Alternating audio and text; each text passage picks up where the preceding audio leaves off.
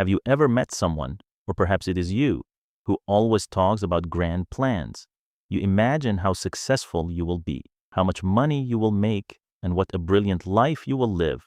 You are convinced that you are capable of achieving it. Yet, day after day, everything remains exactly where it started. Nothing changes at all.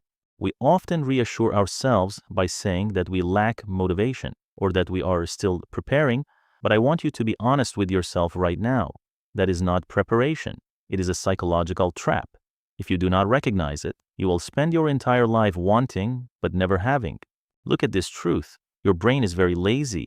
When you lie in bed and imagine a glorious future, your brain releases a small amount of dopamine, the happiness hormone. It makes you feel as if you have already achieved your goals. This is when you become addicted to potential. You are obsessed with the feeling of who you could become, rather than facing the reality of who you are. But this is a deception. Real progress never comes from rose-tinted dreams. It comes from repeating the tedious, difficult tasks that do not provide instant gratification. Why do you procrastinate? Many people say it is because of the fear of failure.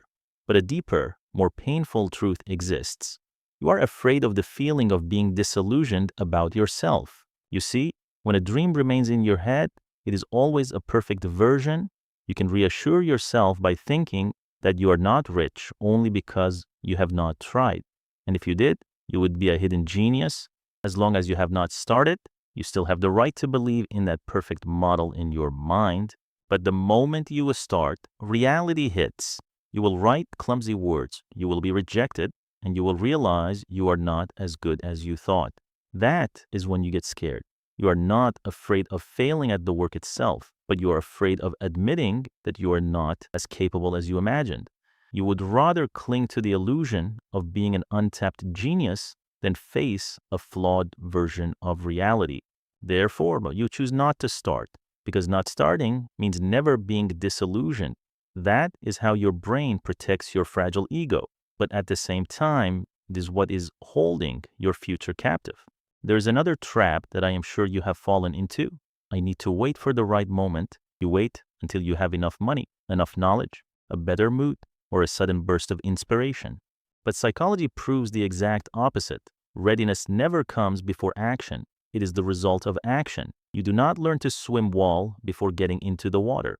You get in, swallow some water, and then your body learns how to swim. Every time you sit and overthink, analyzing every possibility too carefully, you are draining your mental energy.